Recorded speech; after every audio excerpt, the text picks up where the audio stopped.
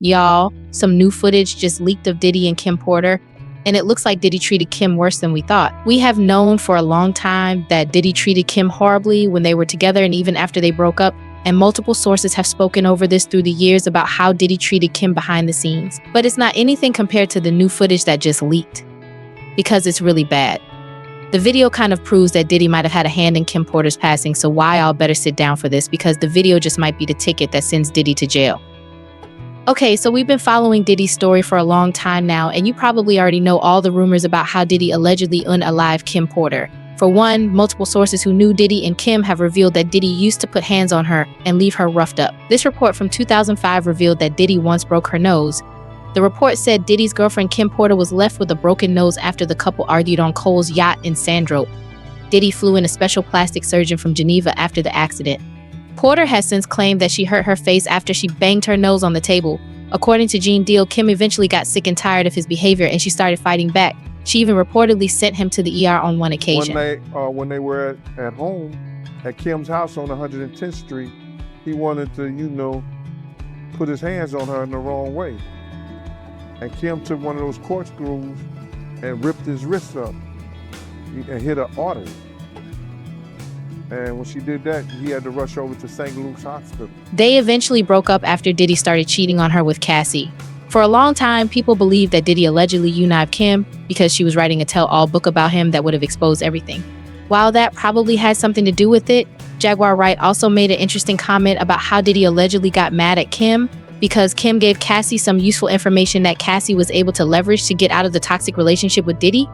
Jaguar claimed that Kim had a heart-to-heart talk with Cassie just before she passed away, supposedly from pneumonia. Because see, I know something that a lot of people don't know. I know that you and Kim Porter had a sit-down right before she left us. And I know Kim had some very good advice to give you, and I believe that this is why things are happening as they're happening now. Kim was smart, wasn't she, Cassie? Kept you alive and kept you safe. Congratulations on surviving and congratulations on The one thing about Miss Jaguar Wright is that she is always going to stand on big business, especially when it comes to Diddy. But she wasn't the only one who thought that Diddy allegedly unalived Kim, because Kim's first baby daddy, Al B, sure also hinted that he thought Diddy allegedly did something to Kim. He made a cryptic post on Instagram that said, "I just found this footage from the morning I learned of Kim Porter's murder and how it ripped the soul from my physical body. I do know very clearly that Kimberly didn't just check out all of a sudden over pneumonia. That's some BS. We just celebrated our son's new deal and Christmas special with Netflix, and she was in fantastic health as well, laughing, seeing me and Diddy's mutual exchange at the theater. I'm going to leave it here.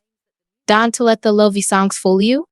The fact that he tagged Diddy and then used that hashtag, Al B sure 100% believed that Diddy took Kim out. Al B sure also hinted that Kim was unalived when he posted a throwback picture of them and wrote, "She sent me this saying, life imitating art, art imitates life now, it all makes sense. She told me other stuff too. She was running. I said, call the FBI.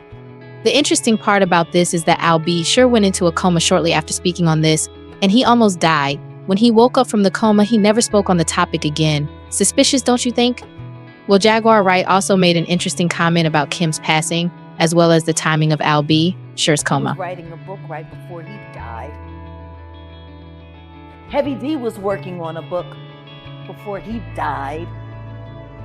Kim Porter was working on a book before she died. And Al B. Sure was working on the documentary of his life. And then he goes into a coma. Y'all, that's not all. Y'all remember those federal indictment documents that the feds leaked on Diddy, right?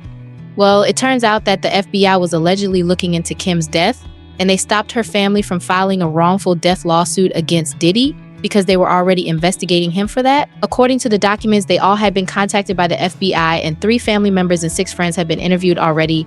They have been told to stay quiet. According to Kim's ex, Cassie, who told lawyers upon filing her own lawsuit against Diddy, she had information about the death of Kim Porter and proof of the reason why Kim was murdered. Another part of the document showed that the feds had a lot of questions about Kim's passing, and it didn't make sense. The document said that when Kim passed, there were questions about the manner in which she died. If they were going to say that it was pneumonia and that she passed peacefully in her sleep, then why was there blood located on Kim's pillowcases, along with a slight trail of blood on the bedroom floor that led to the bathroom? Why hasn't this been mentioned? It continued Kim was not found unresponsive in bed. She was discovered on the bathroom floor. If they found her in bed, then she was strategically placed there. Kim was not found by the so-called housemates. That's a lie too. She was being supervised by a medical professional that was handpicked by Sean. Also, the last call Kim made was to 911 at 2:43 a.m., but Kim was found passed away later in the morning, around 11 a.m., according to Kimora Simmons.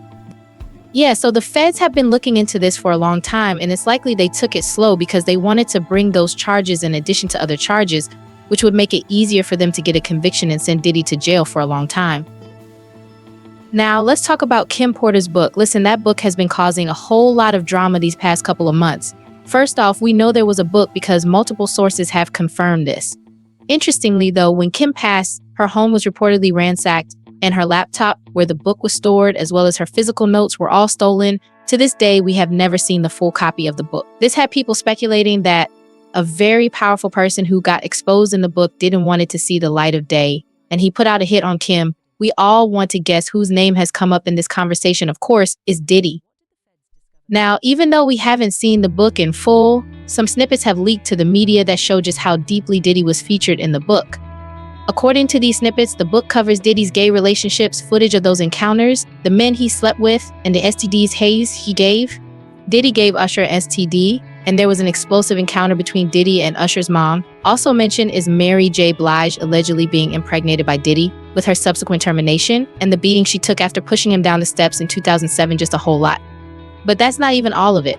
A couple of weeks ago, some new pages from the book leaked, and they confirmed that Diddy allegedly put hands on Kim. The leaked pages told the story of Diddy being jealous because another man sent Kim flowers, even though they were no longer together. Kim wrote, "He threw the attached card at me. I picked it up to read it. Sean slapped me so hard I hit the ground. Sean yelled, 'Who were you with the other night?' I looked down at the card that was lying on the ground next to me, and it read, 'The other night was amazing. We must do it again.' I tried to explain, but Sean threw the flowers at me. That's not how this works. You have my child, you don't touch anyone unless I allow it." She continued, "I pleaded with him, 'Sean, please,' he yelled at me. I tried my best to calm him down. He probably didn't know it didn't come up. 'You're probably dating someone else,' he screamed at me, and it somehow seemed even more intense. So, you didn't tell him to back off, Sean?" "I didn't. And then, out of nowhere, he hit me with a chair. I don't remember anything after that until I woke up in a hospital room. My arm was in a cast hanging from a sling. My face hurt, and my eyebrow was in immense pain, as was my lip. As I came to, the first face I saw was of the man who put me there. After putting her in the hospital, he then forced her to tell people that she had been in a car crash. She wrote, 'He spoke blandly with no energy. Tell them what? That you had a car accident, that you hit your head. He was going to make me look crazy. They were going to believe him. He was a kingpin. You're a bastard.' Sean spent the next 6 months helping me heal and working his way back into my life and into my bed. I was so stupid. And of course, I wasn't cast for either movie.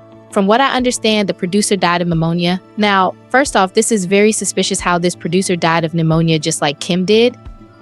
Also, this snippet backed up Cassie's claims about how Diddy would force her to lie about her injuries to protect himself. It's wild how everyone seems to have the same stories when it comes to Diddy. At some point, you've got to wonder if anybody's lying, and right now, it doesn't look like it's the women that are lying. Okay, so while know how I said that the feds are probably going to bring some charges on Kim's death against Diddy, in addition to the million other charges he's already facing. Word on the streets is that the feds allegedly found footage of Diddy putting hands on Kim and allegedly threatening to unalive her and make her disappear. Again, this lines up with everything we've seen about Diddy so far. Cassie, Lil Rod, and Dawn Richards all alleged in their lawsuits that Diddy bragged about how he could make people disappear.